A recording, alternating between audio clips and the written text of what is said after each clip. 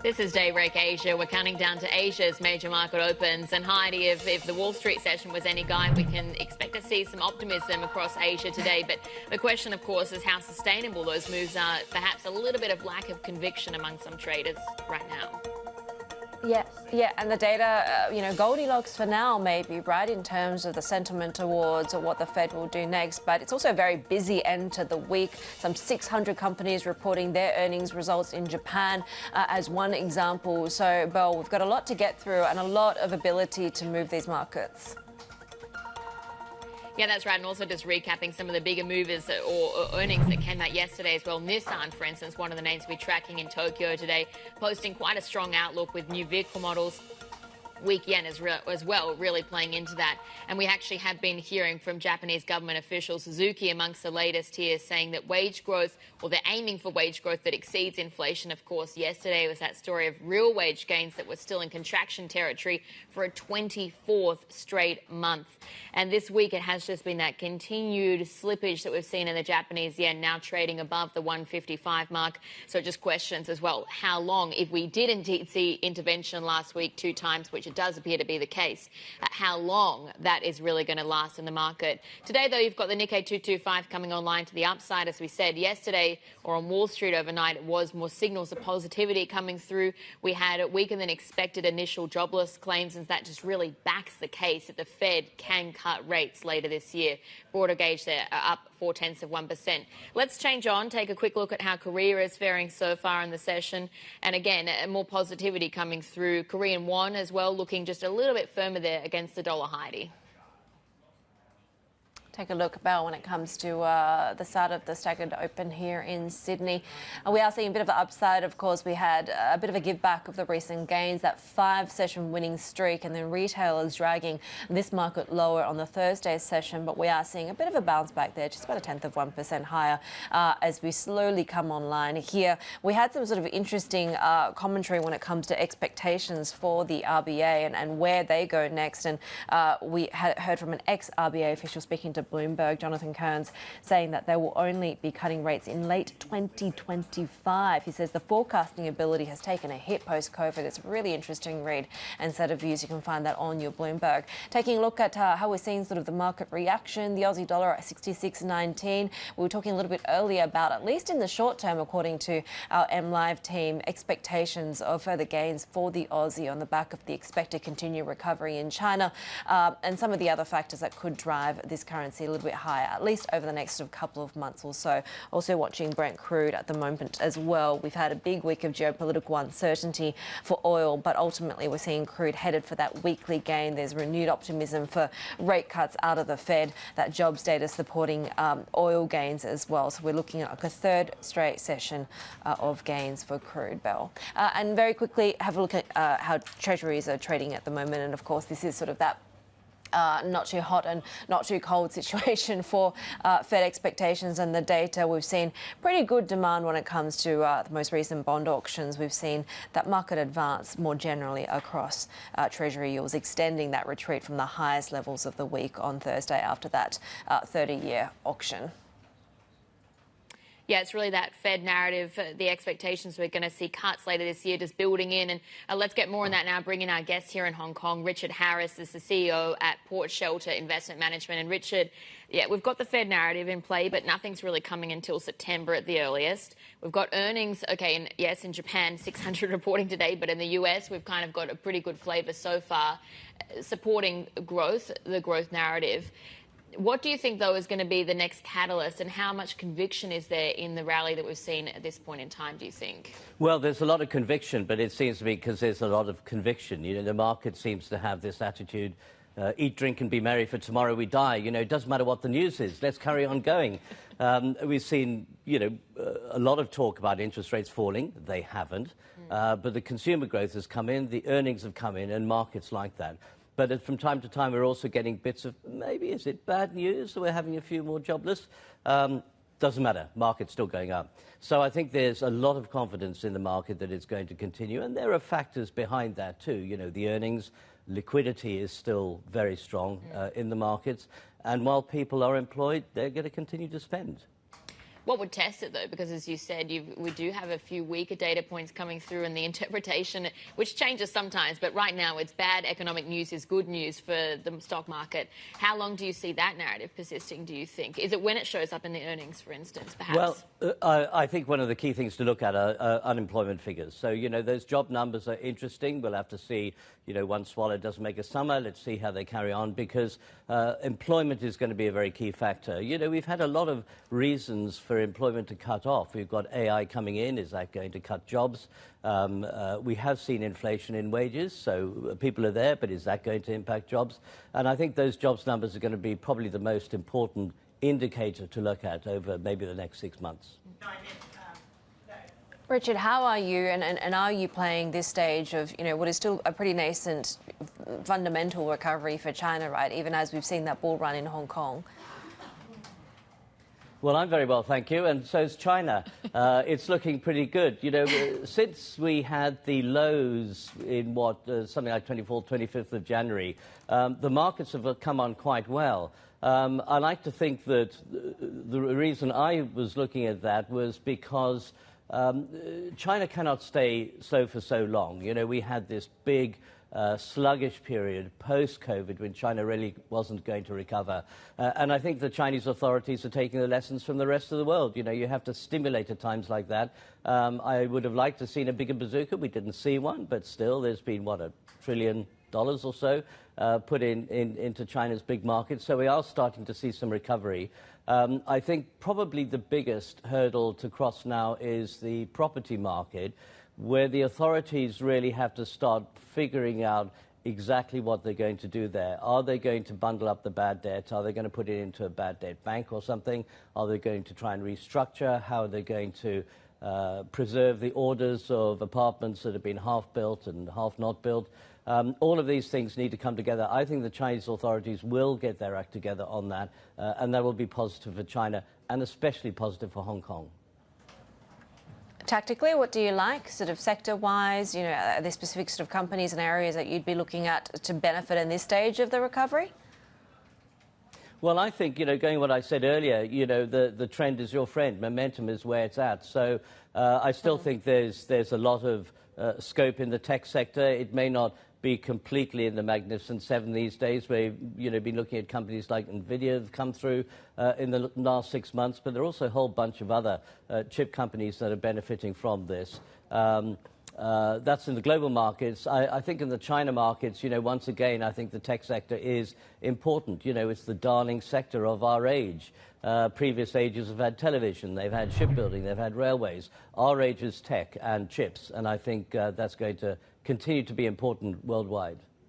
Which areas are you looking at? Yeah, tech, pretty broad, but are you looking at sort of the picks and shovels? Are you trying to, which part of the value chain are you in right now? Where do you see the biggest opportunity, do you think? Well, I think components are pretty important. Where a lot of the real moves seem to be happening are in chips. I think that's quite important. Now, the EV cycle is going to continue. Clearly, China's put an enormous amount of investment into there.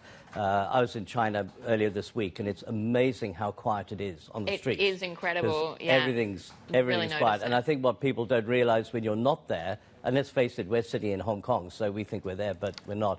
When you're in China, the developments that have happened over the last 3 or 4 years are extraordinary, and I think a sign of things to come in the West. Richard Harris, CEO at Port Shelter Investment Management there. Let's take a look at some of the movers that we're seeing in this early part of the session. We're just, about not even 10 minutes into the start of trading, but some big movers. Nissan is one that I wanted to talk about in particular. We're seeing gains of about 3.5% in the previous session. We've seen, of course, the full-year operating profit forecast beating estimates there, the strong outlook there at play as well.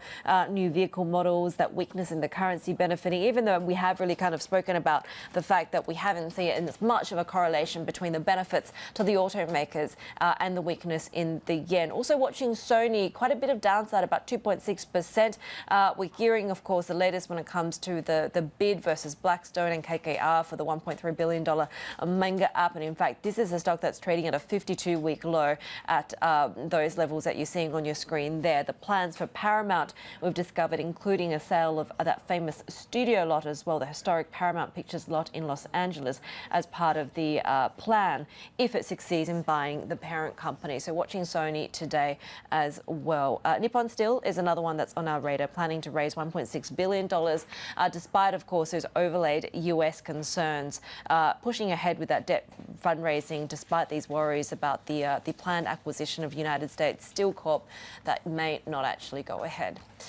You can watch some of those stories you need to know to get your day going in today's edition of Daybreak. Bloomberg subscribers can go to Daybreak on their terminals. It's also there on the mobile in the Bloomberg Anywhere app. You can customise those settings with the news on the industries and assets that you care about. This is Bloomberg.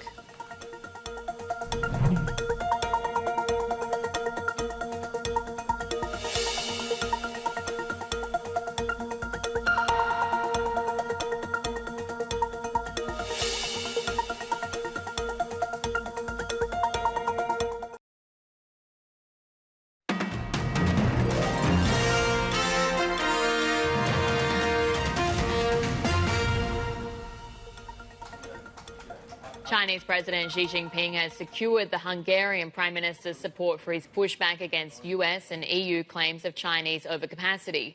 For more, let's bring in our Chief North Asia correspondent, Stephen Engel. And Steve, this is perhaps one of Beijing's most critical relationships in the EU.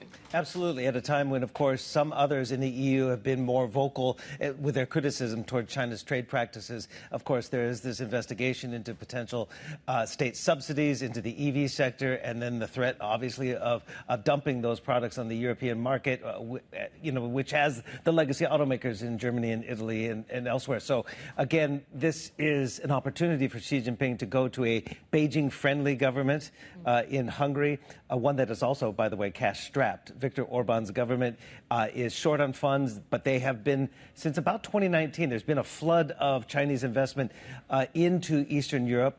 Cheaper land, cheaper labor, a lower corporate tax rate of just about 9%. So there's been a lot of incentives. And Hungary is in that, in-between state. It is, of course, part of the European Union, but is also courting the Chinese, also South Korean investment. The Korean battery makers are also there. So it's a delicate act, of course, in the EU, and it's probably rankling a few feathers in Brussels, with Ursula von der Leyen, the EC president, being much more vocal about overcapacity issues. But Xi Jinping has found a friend in Viktor Orban, who, let's bring up these quotes because they're very telling. They're obviously written by the various propaganda departments.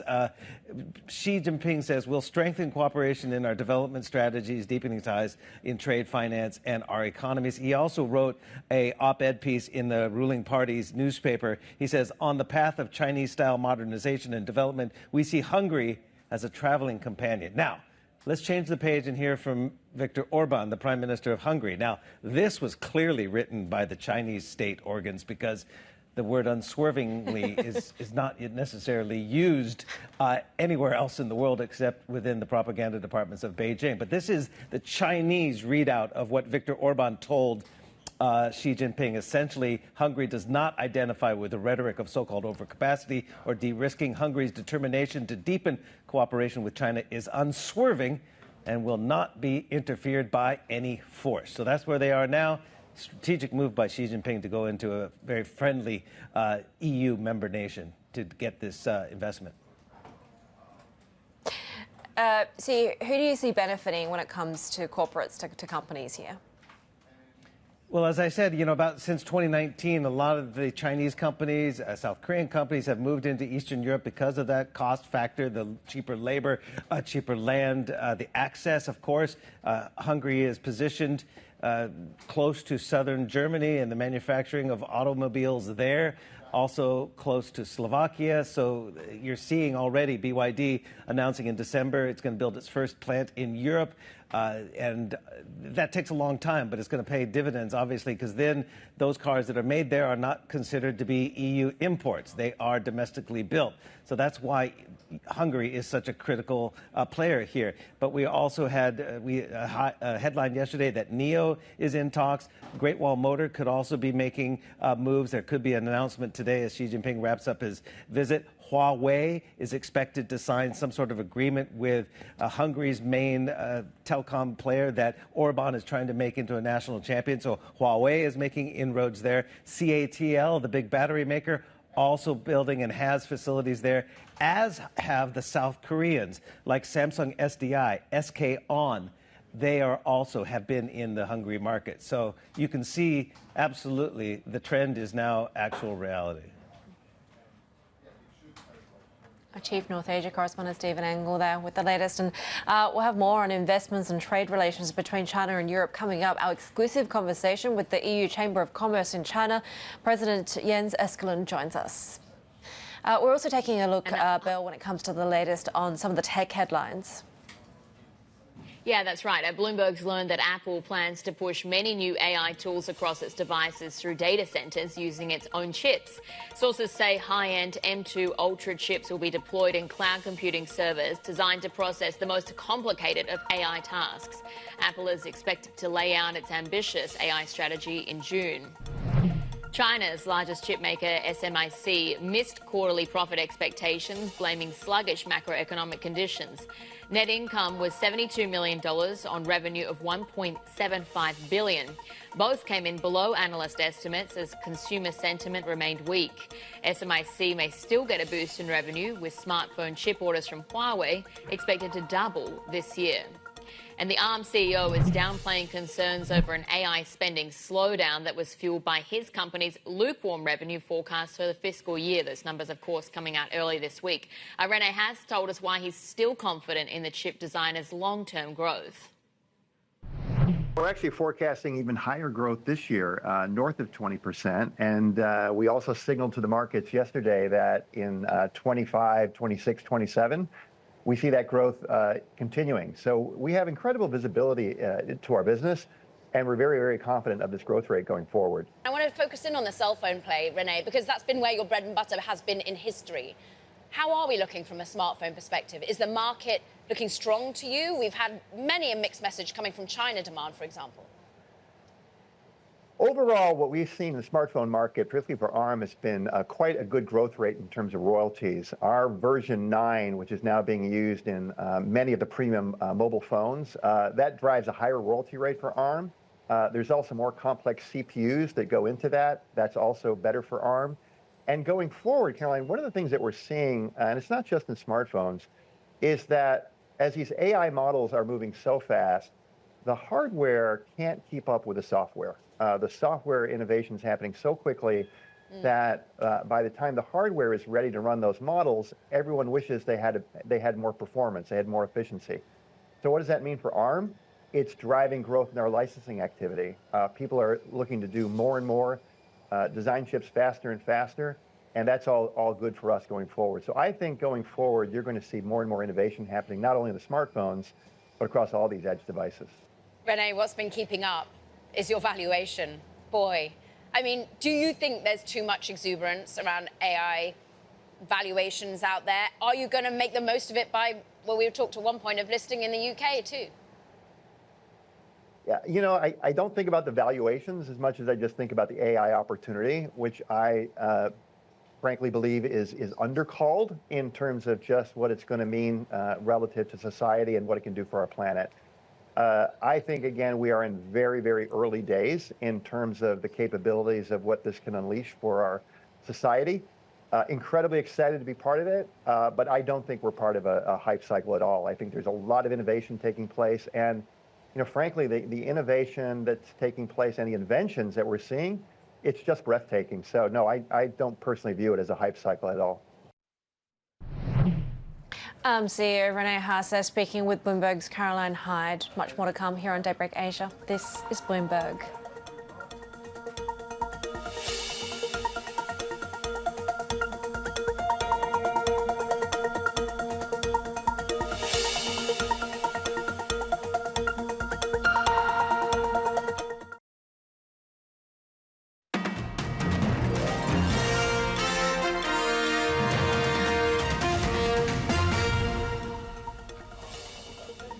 Bank of England Governor Andrew Bailey says there would be a case for cutting rates in the UK if the economy and inflation play out as expected. He spoke with us after the Monetary Policy Committee voted 7-2 to hold rates steady. Our forecasts are conditional on a number of things, but one of the things that obviously are conditional on is we use the market curve to set them up. So I think it's important that if we find that a forecast with the market curve produces a best judgment, which has inflation below target or above target, wherever, but not at target at the sort of horizon, we say so. We say this is where we got to. Best collective judgment is that. Now, it follows, I think, that, and this is the comment I made earlier, that what we're saying is if, and the if is of course critical here, if the world evolves as that forecast suggests it was, well, probably the case would be there for a less restrictive path of policy. So is it's June, all conditional. Everything is conditional. Is June a live meeting? All meetings are live. So is June likely? That's a different question. That's different. Look, I think the key points I would make is that we have changed our view on the likely persistence of inflation, on the second round effects. And I think it's good news. We think there's evidence there to suggest they will be less pronounced than we thought they would be. But that's a judgment, and for me, I'm now looking at particularly these three key indicators: services inflation, pay, and the quantity side of the labour market, to really judge this persistence question, how it will evolve. Governor, there is an assumption, looking at history, that once you cut, you continue cutting. Now, without prejudging what you'll do, can you give us an idea of how you see the cycle different to 2009? One thing I would say about this, which is sort of quite interesting, and it's something that we looked at during this round, it's quite interesting in the history of the MPC that most of the cutting cycles in inverted commas, have actually been prompted by some sort of shock or other, rather than being what I might call a natural cyclical sort of, we've reached the top and now we go down the restrictiveness curve. So we don't have a lot of, I would just caution, there isn't a lot of sort of history really to... So what you're telling us is because you're not cutting in a recession, it could actually be one and done? Well, I think that would be unusual. But I would say, as I said earlier, nothing's settled, there are no fait accomplis, nothing's ruled out. Governor, what can you tell us about the play between, of course, interest rates and QT, right? Some may find it confusion because they're pulling in different directions. So the message we've always given with QT is that QT operates in the background for us. We don't think it has large impacts in terms of markets. But the other point, and this is really the critical point, when we sit down to decide on what the right interest rate setting is, we take into consideration everything, including markets, obviously, and markets will have absorbed, if you like, and taken into account the impact of QT. So, in other words, QT is always there, if you like. If there is any effect from QT, we'll capture it, because we'll capture it in the movement of markets, and then we will set bank rate to reflect that. But you don't think it's confusing for markets? This kind of I don't think so, no. Don't think so. So you're not expecting it to end it before the end of the year to make sure that there's no confusion in what you're trying to do with the economy? I don't think there is, to my mind, any difficulty if we get to the point when we're going to cut interest rates to have QT going on as well. BOE Governor Andrew Bailey there with Bloomberg's Francine Lacqua. Let's take a look at how futures in Europe are opening up in the session. This is a picture when it comes to Stocks 50 futures. Looking like we'll see that optimism really carry through from the Asian session. Of course, so much of this is really doing the repricing of Fed narrative, right? That we're getting that sort of return of the Goldilocks situation there. We've already seen European stocks in the last few sessions setting that fresh record. The new high on Thursday. Most recently, we saw UK benchmark stocks gaining as we saw the BOE's latest policy decision really driving wages on rate cuts there as well. So we'll continue to probably see some of those gains as we get into the start of trading. German DAX futures also looking pretty perky, about 0.25% higher there, with the Stock 600 index seeing now what potentially a sixth straight day of gains. More to come here on Daybreak Asia. This is Bloomberg.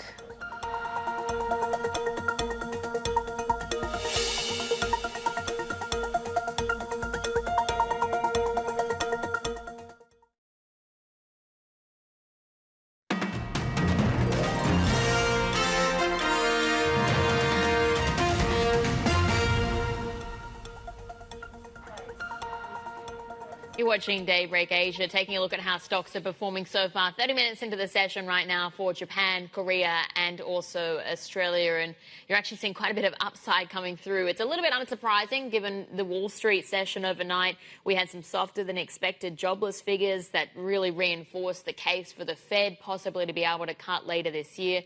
And that is also really behind that momentum we've seen over the course of this week. The Nikkei standing out here, of course, it's up around 1.5%. We are tracking any lines that are coming in around the Japanese yen, and we've had a little bit more jawboning so far this morning from Japanese government officials. A big day in Japan, of course. We've got around 600 companies that are reporting their numbers on Friday alone, but of course others coming out yesterday after the bell, and some of the ones we're tracking in particular, Screen Holdings are very exposed to chips, of course. It's pushing through an operating view that missed estimates.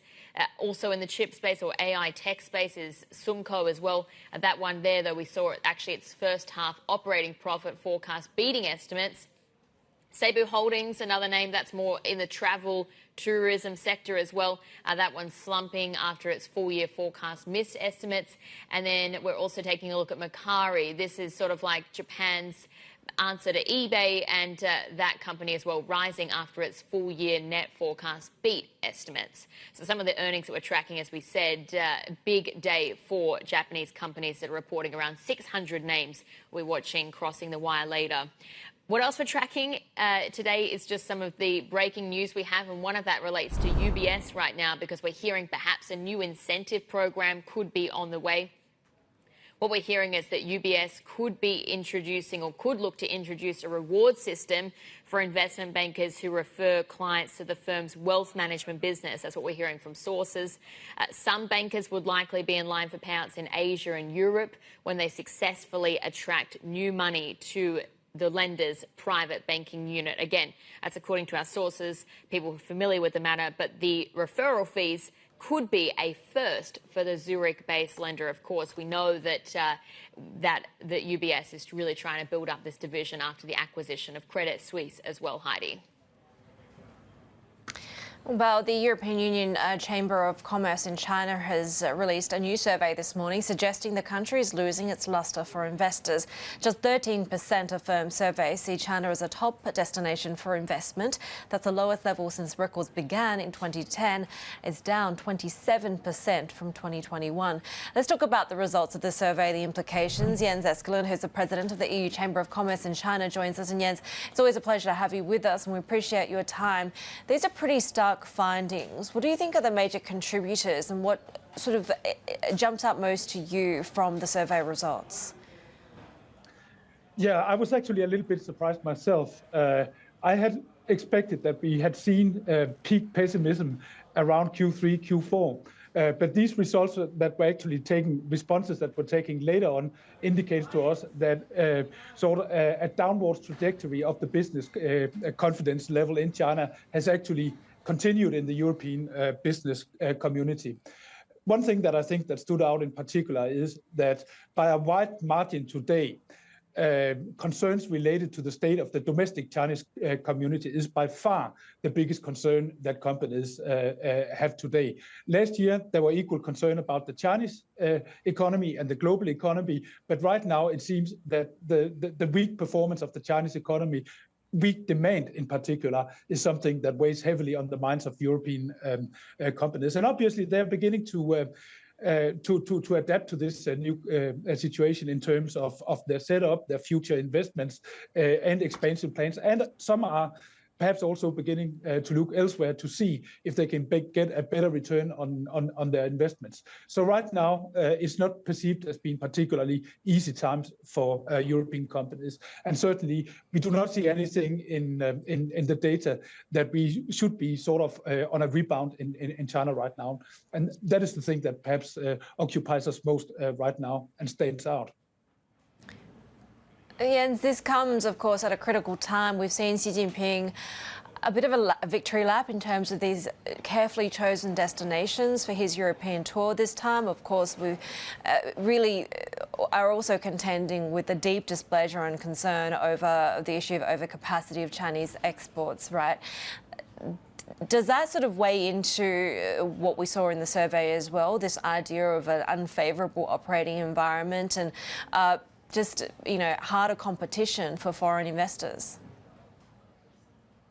We actually went out and asked our members this year if they were seeing overcapacity in the market, and just shy of half of our members indicated that they are indeed seeing overcapacity. Now, whether you want to use the term overcapacity or oversupply or low domestic demand, it doesn't matter much. There is a lot of talk about what the right term is to apply. But one thing is for sure, the effect is the same for our members. We have 71% of our members that are seeing overcapacity, indicating that they see pressure on prices, and 42% of those see that price pressures are very significant in the market.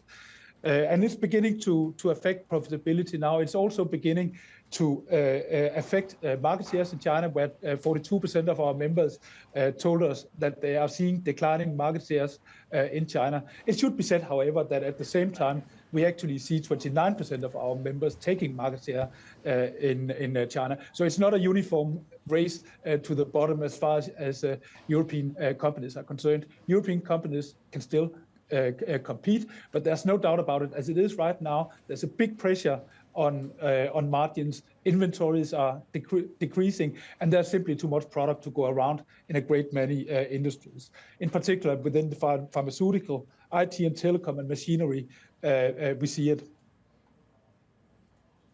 And Jens, adding to that pressure perhaps is a bit of a decoupling you're seeing as well between headquarters.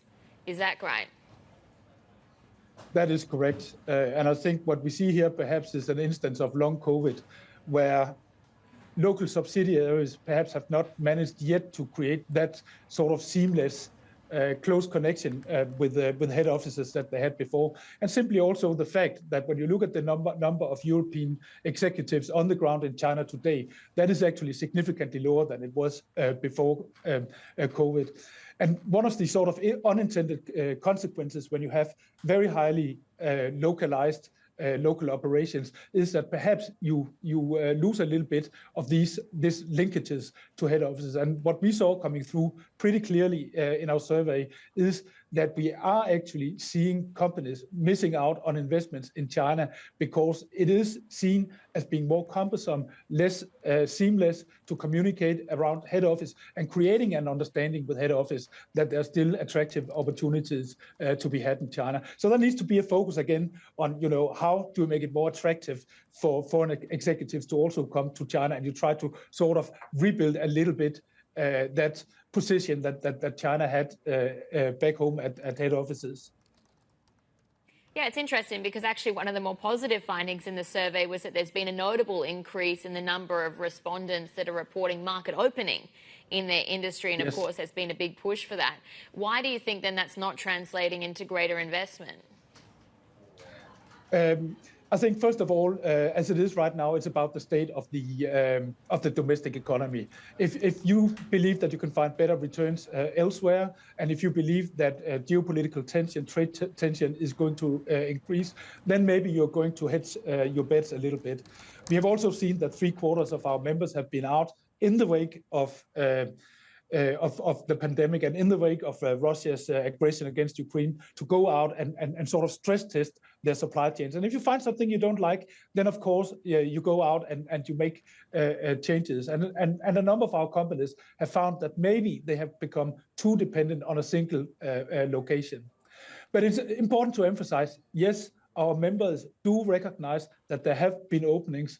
I think the visa-free travel arrangement for 12 European countries has been a real positive that is recognized.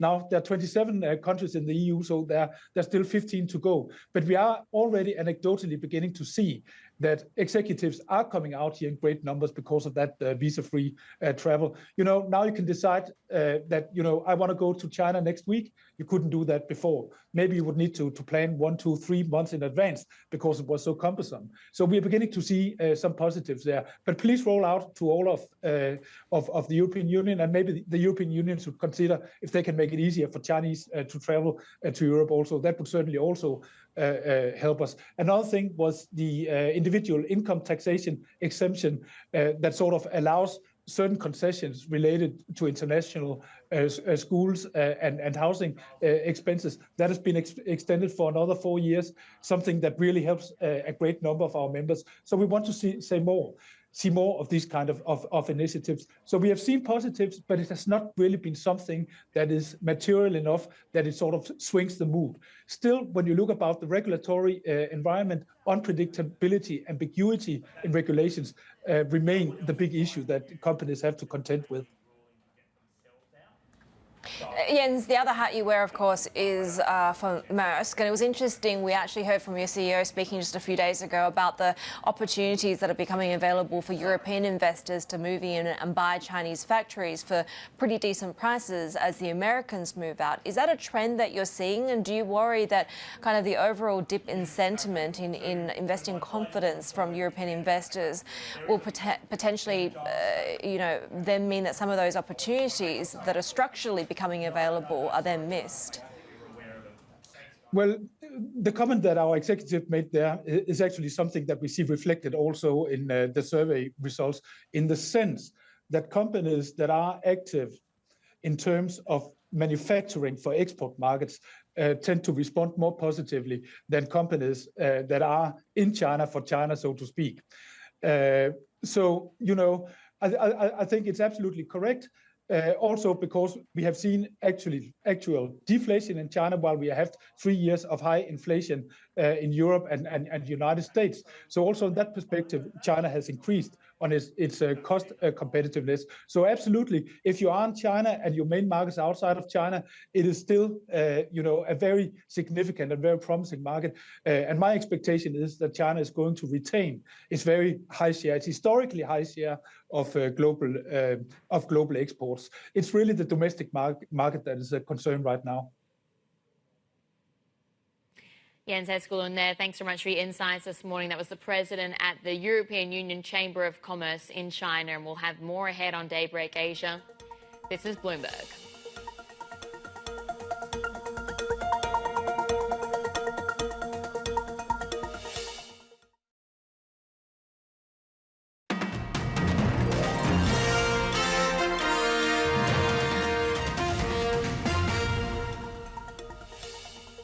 We're a few minutes away from the open in Singapore, and we're going to be watching OCBC after its first quarter profit beat estimates.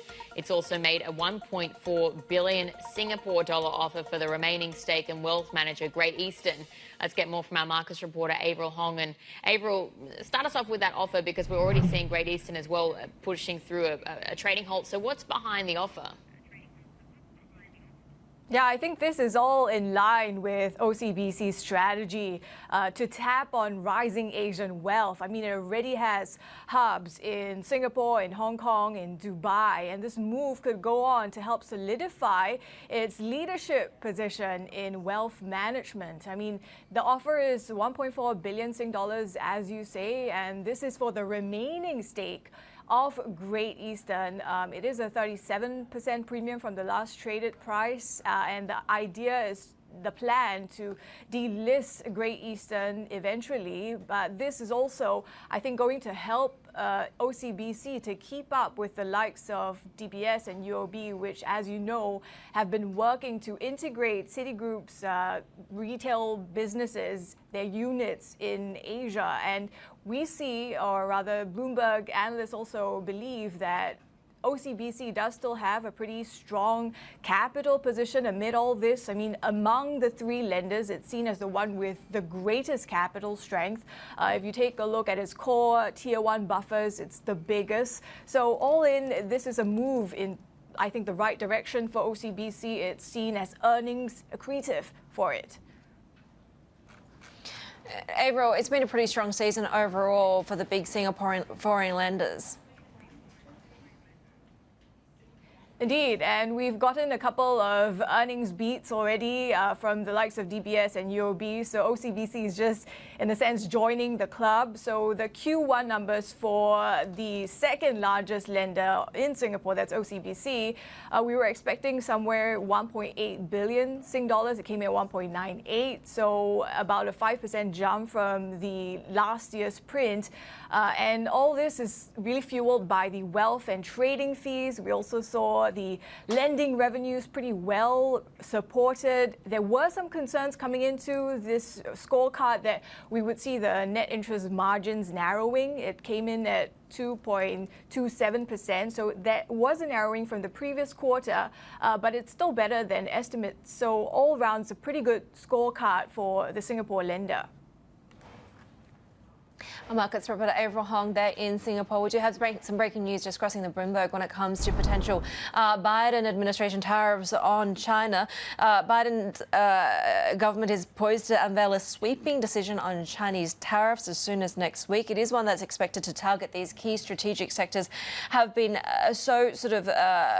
much a source of tension between the two sides, right? New levies while rejecting the kind of across-the-board hikes that have been sought by Donald Trump. This is according to people familiar with the matter. They're set to target electric vehicles as one of the key areas to be in focus. And of course, EVs, battery, solar equipment, these are really kind of the trifecta of just some of the goods that the US as well as the European Union have complained have been the source of the big overcapacity claims for China, where, of course, we've seen domestic demand just shrinking and cheaper exports flooding some of these markets. That is the allegation, at least. So this is a culmination of a review of the so-called Section 301 tariffs that were first imposed under President Trump, and the Biden administration now set to impose these new targeted tariffs across these key sectors. They're largely also expected to maintain existing levies as well. So this would be, Belle, one of the biggest moves that we will see from President Biden and his administration if this comes through in terms of this economic race with China and this increasing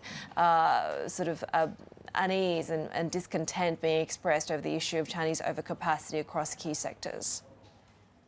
Yeah, Haidi, really sets the tone ahead of the election later this year. But let's also get more details on a Bloomberg scoop we had earlier in the hour, because we've learned that UBS is considering a reward system for investment bankers who refer clients to the firm's wealth management business. Sources say the referral fees would be a first for the Zurich-based lender, echoing earlier incentives that Credit Suisse had offered its dealmakers.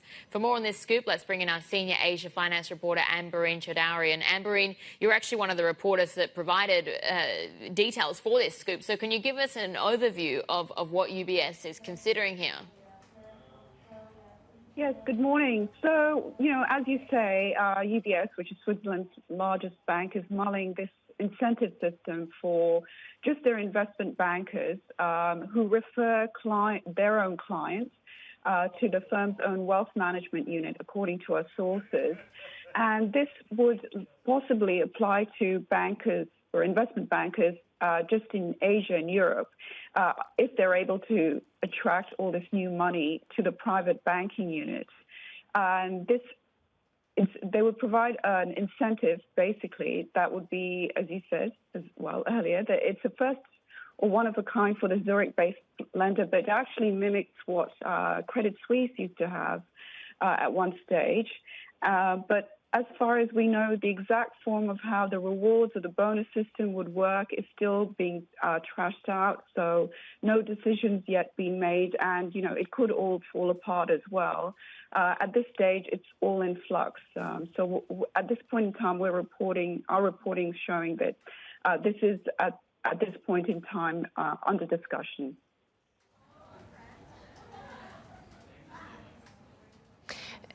Ambereen, what is this what are the overall implications then for UBS? Sure. I suppose it just basically shows how the CEO, Sergio Motti, he's looking for ways to expand the lender's invested assets, and they've been competing with Morgan Stanley in the same space. They've said previously, they want to be on par with Morgan Stanley. UBS has also targeted growing their wealthy client assets to more than $5 trillion after buying Credit Suisse last year, following a run on deposits that brought its competitor close to collapse. And a lot of it, I guess highlights another key player in all this, which is Iqbal Khan, who runs the wealth management unit. He basically spent, his previous career was at Credit Suisse, where he had this system basically bringing investment bankers and its wealth management division closer together. And that also obviously helped his career, turned him into a rising star at Credit Suisse. And in effect, he's basically bringing in the same system that they had at Credit Suisse. But as I mentioned earlier, we don't know exactly how that incentive will take place, whether it's in cash or other forms. That's still being discussed. Senior Asia finance reporter Ambereen Chowdhury there. Some of the other stories that we're following, and Bloomberg has learned that HSBC and Standard Chartered are among major UK firms pressing Prime Minister Rishi Sunak to tone down proposed restrictions on doing business with China. Sources say the banks are lobbying ministers not to include China in the strictest risk category in new national security legislation. They argue that this would impede business and trigger negative publicity. Goldman Sachs has led major investment banks in posting higher profits in Japan. Net income at its local securities arm rose by a quarter last year to around $250 million as fixed income trading gains doubled. The figure marked the highest earnings in 14 years for Goldman Sachs. More ahead here on Daybreak Asia. This is Bloomberg.